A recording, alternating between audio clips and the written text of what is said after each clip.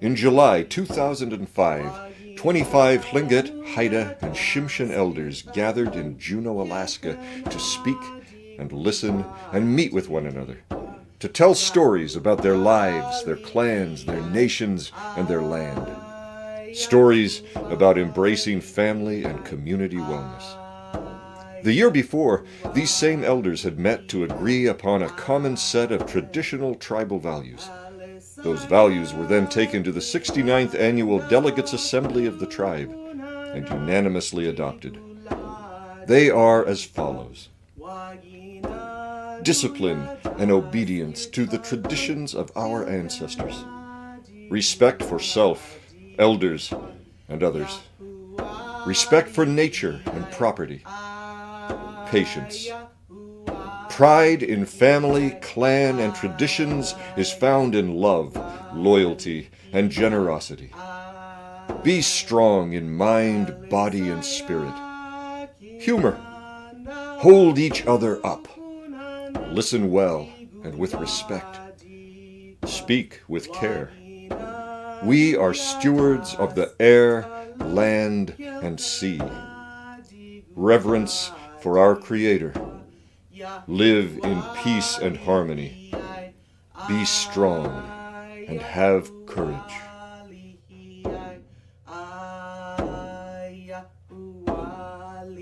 These are the stories they told.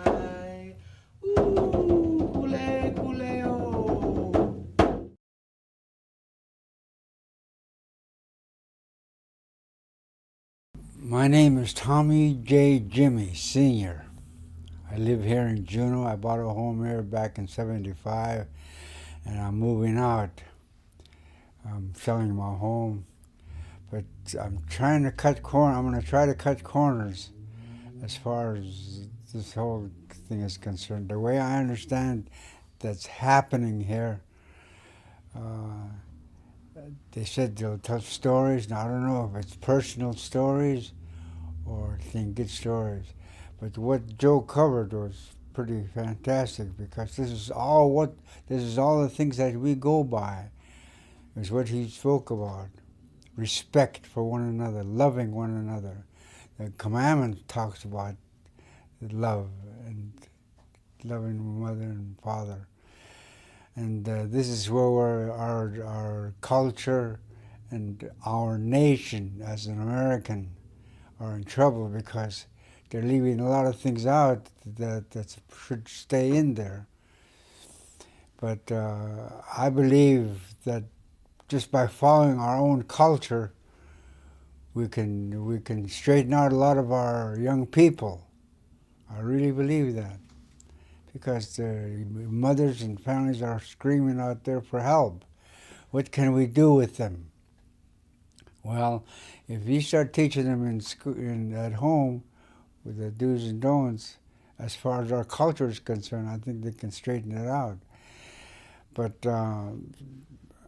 as far as the culture is concerned, now I'm under the assumption that we'll tell stories that will be inspiring to our younger people now. Is that the way I understand? Not to be just sitting here to straighten people out.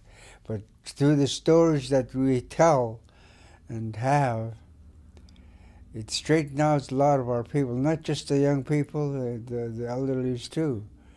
And this is what this culture is all about, as far as I'm concerned, and which makes it good. And that's why I believe our people will go a long ways. I don't think this is the end, like Joe said a while ago. This is just the beginning. Once the younger people get the hang of it, we can't stop. But the stories that's been told concerning inspiration for people, our people and young people, and inspiring them to do something. But before I go any further, I just want to say, all those out there, I'm assuming this is going to be on video and things. I want to say something in my own language, because what I'm going to say might not be my story. Now, I don't know. Sea lion, haati kushling git, I mean, raven, raven. Yeah, well, that part I'm safe. Because you're not supposed to tell your stories that don't belong to you. They're very strict about these things. That's why I'm going to tell that thing. Get people out there that's listening and this. Chaate khatni o. Chawase tugede an khakeni chaate no. Wa atqu wa ha. Teko khan qes khan adi qawat. قاعد ديدتس خيخ كاسي قيد خسا آخين أقايخ نقطين يا تندتاني نياتخا هل كتين اختا خشوش كعداد نخيخ قصخن تقعد خستي جمي فاقسي قيخاين يا خيا كتواقت دتي يا ayach naqatid the kian cow shikit. Proverbs 22:6 qashishkasnik ayachi sawati yetke ayach qati tlis the cutting qoqhi you qad koshikit ya tunda tani naya ushtudu tidi at urin katunik toxicity ayakna qatiyit. See what I said is we need to inspire one another by the stories that we are going to be telling. Like I'm trying to cut corners so I won't be here for a long time. But the story goes, once I get started, I might get overlapped, so I'm trying to be careful. Yeah. But the story I'm going to tell you is about the strong man. I already asked for an excuse. If it's your story, I'm sorry about it, but this is the way I heard it. The strong man. You heard of Samson and Delilah. Maybe it's not exactly like their story. But this was a strong man. They call him Duk Ut. He was like a strong man. He was a Samson. The Bible talks about same kind of story. Our story goes along with the Bible story, except that it's changed to an animal or something. And I guess they did that because you get better attention. At the end, they explain the situation. And that way, you attract the attention, and you'll continue to have their attention when you're telling the story.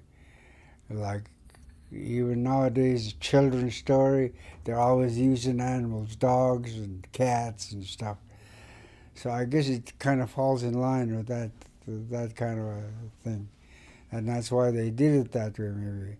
But Duk Tut was a strong man. It appears they went there. There was a sea lion island somewhere down the coast, and the sea lions killed a lot of our people. So they decided they're going to train. They're gonna get ready to go out and get those sea lions. And so they started to build themselves up. They call it. They used to say to each other, "Kayit the church." You don't see that anymore. Kayit the church. Build up your willpower. Is the way I look at it. I think it's the willpower that was built up, mind over matter kind of a thing. And when they used to jump in the water, ice water, and whip them each other. And if you can stand that, your willpower's building up, right? You can take anything. And this is the way I believe our people did that. Now, I could be wrong, but that's the only solution I can see as far as that's concerned. I used to think it's crazy to go ice water and stuff. They might catch pneumonia and stuff. But that's the way they trained themselves, in ice water, and they whipped themselves. And this young man, he was like a sissy, I guess, or a woman-like man maybe. And they made fun of him because he didn't go in the water with the rest of them. See? So he just had him at night, after everybody went to bed, after night training out there in the ice water, getting themselves in ice water, to stand that ice water and whipping each other. After they got through, he used to get up and sneak down into the water by himself. He was a sissy. He was a woman-like man, probably. This is the only way I can describe it. And he used to go down there when nobody's around and sit in that ice water for a long time. And he built himself up by himself. He just continued to do that. And every time before he went to bed, he goes over there next to the tribal house. There's a tree there with a big limb on it. And he used to go over there and take that limb and try to break it. No, then he'd go to bed. He continued that for, I'm assuming, months. He continued to do that. And the time came. They were apparently getting ready to come against the sea lions. The sea lions, I was told that they can throw a rock from a long ways with their tail. And if it hits you, you bust your head open.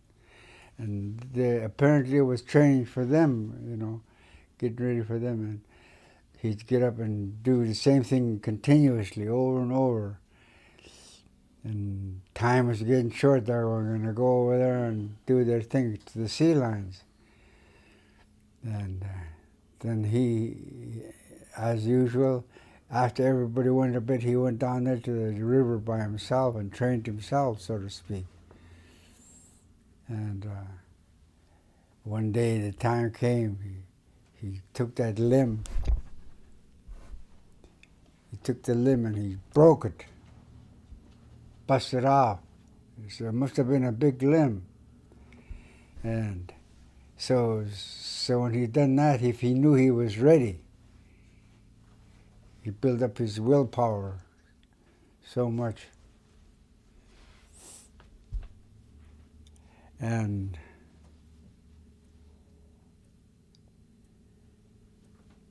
when the time came, everybody was getting up and gonna go challenge that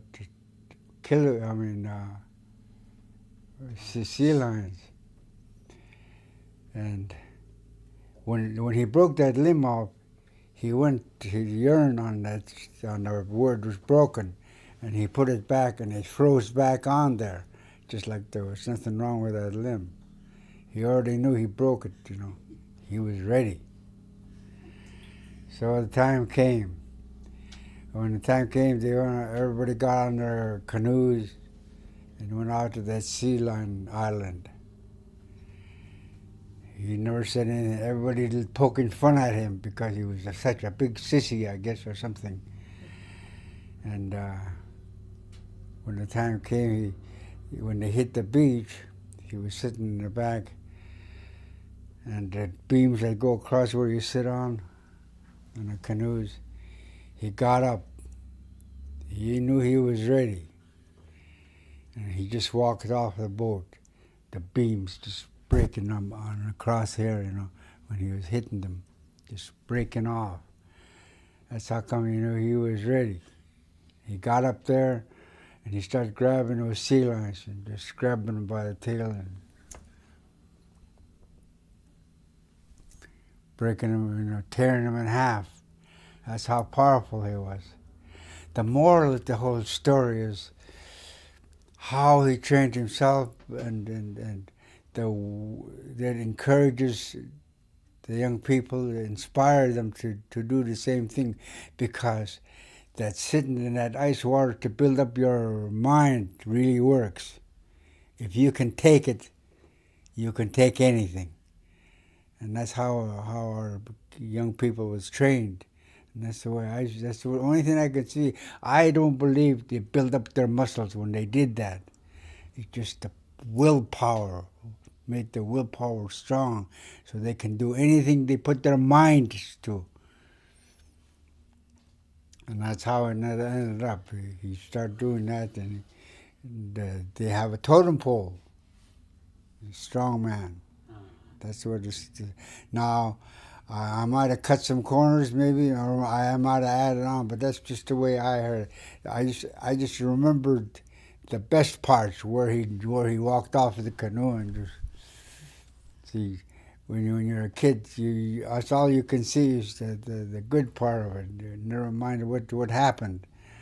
But this is how it ended up, and there's a lot of stories like that, and a lot of people think, even our own people, think we worship the totem poles. No, because I used to think a lot of things about among our people. To me, it was like fairy tales, but it was an illustration. Like the Bible Jesus used a lot of illustrations, and he was talking to the people. And this is the kind of a thing this is, to me, except they use animals. And a lot of it, you can draw attention to the young people when you tell this kind of stories. Just like when they tell the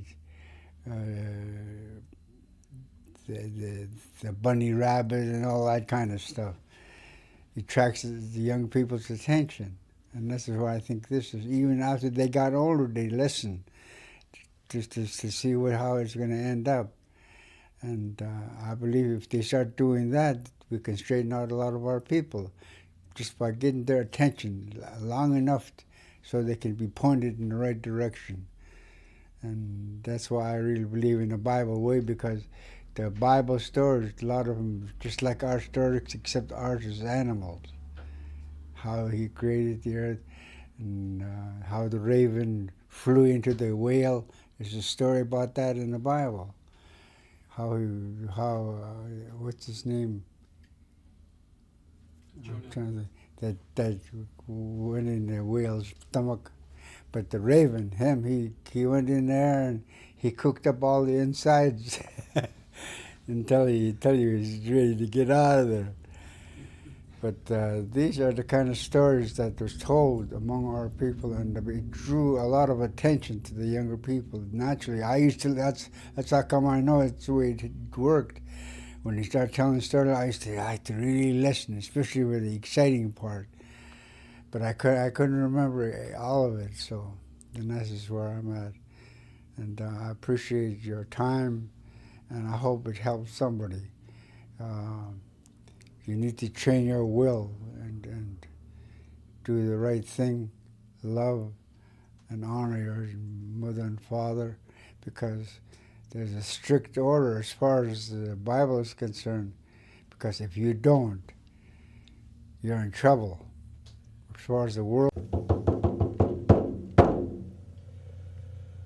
Alisaya King Andas Lukunana Digula Digwa Wagina Nuya Daskitalun Kilkana Digula Digwa Yahuwah Lihiyai Yahuwah Lihiyai Yahuwah Lihiyai Yahuwah Lihiyai Yahuwah